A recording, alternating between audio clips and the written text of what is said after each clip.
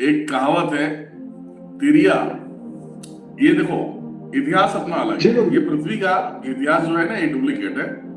जो परमात्मा, जो आदि शक्ति पराशक्ति का इतिहास है ना, ये सबसे अलग है। ये सबसे अलग है। यहाँ छल कपट नहीं है। और यहाँ जैसे आए ना, यहाँ छल कपट है। ये छल कपट की दुनिया है। ये जैसे जो बता, मोह माया में हम फंस जाते हैं। यहाँ के लिए बोला गया है, तिरिया चरित्र दैयो न जाने। तिरिया चरित्र दैयो न जाने। औरत चाहे तो बेटा तुम्हें जीवन दान दे दे, तुम्हें मस्त में खुश करे, प्यार करे। जिस दिन चाहे तुम्हारी इसी गांड फाड़ देगी, बेटा जहर खा के मर जाओगे। कहेगी लायक नहीं छोड़ेगी। समझिए? तो ये सब सारी चीजें हैं।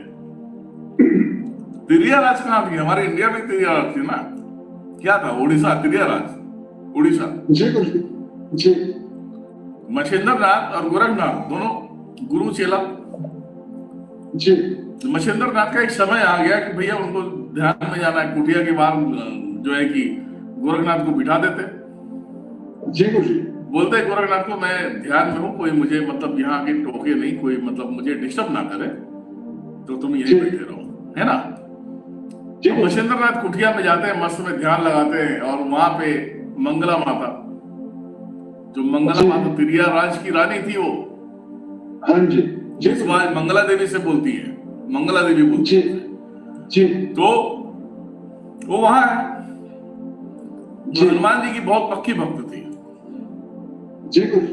हनुमान जी को बोलती है कि इस तिरिया राज में कोई मेरे योग्य है जो आ सकता है।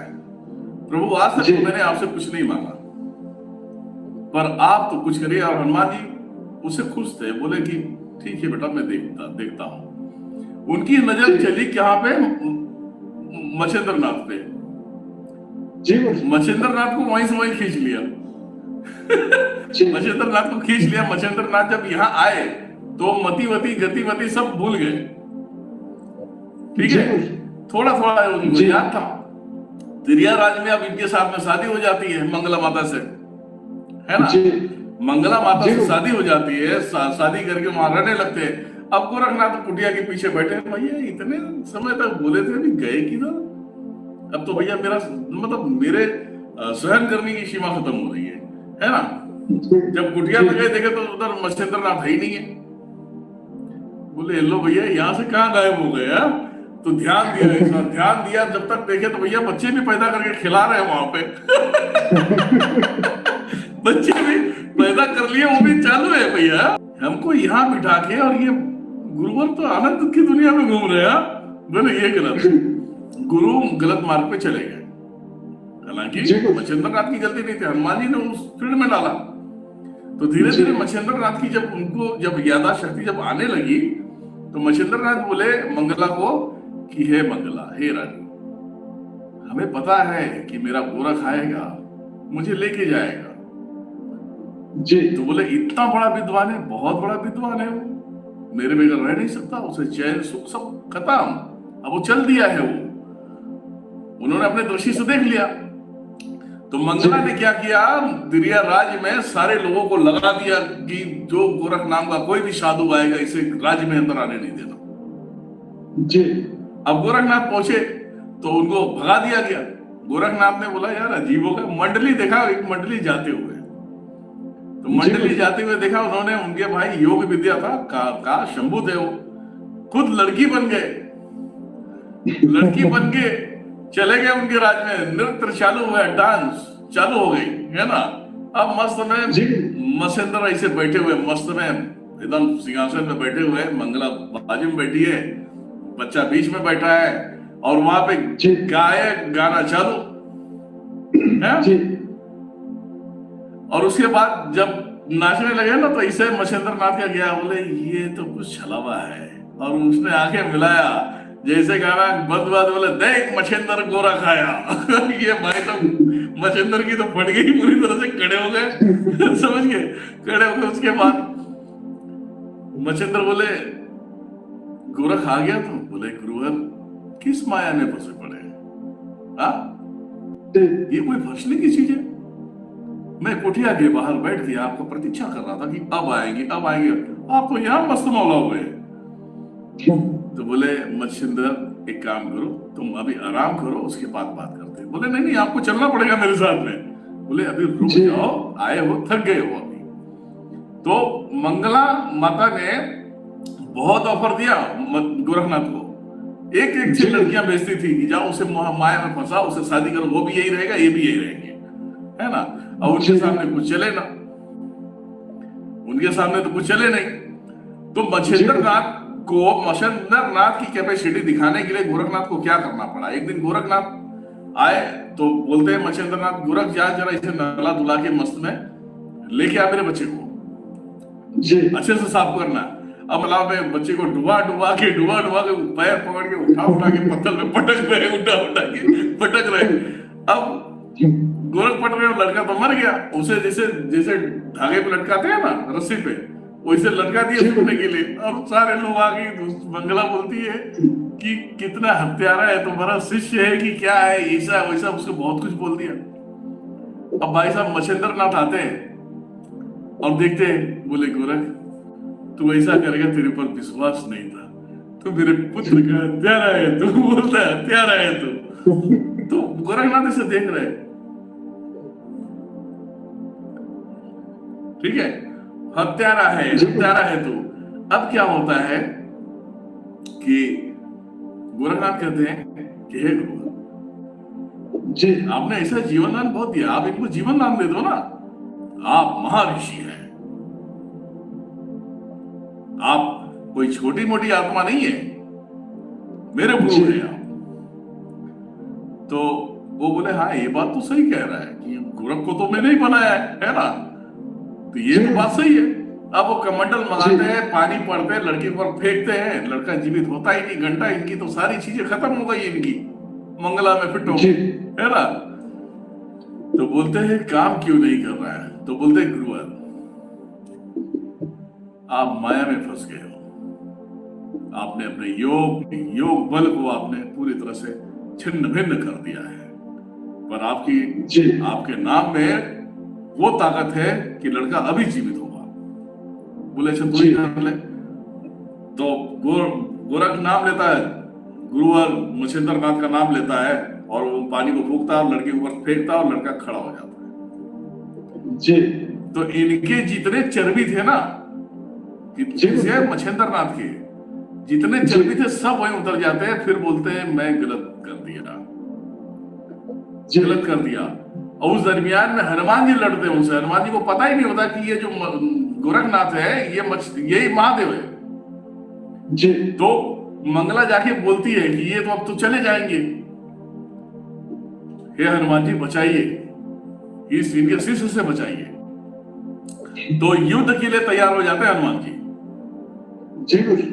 कि गोरख बोले मान जा, तो मान जा, नहीं तो मुझसे युद्ध करना पड़ेगा जी। तुम्हें रहना, तुम भी शौक से रह सकते हो यहाँ पे। तो जब अकड़ के बोले ना हनुमान जी, तब डायरेक्टली वहां से भविष्यवाणी हुई आकाश से जी कि हनुमान इनसे ऊंची आवाज में बात ना करो जी, जानते भी हो ये कौन है, ये स्वयं शंभु है। हनुमान जी धीरे से नॉर्मल होते हैं, माफी मांगते हैं, फिर बोलते हैं समझ गया प्रभु, आप जाइए।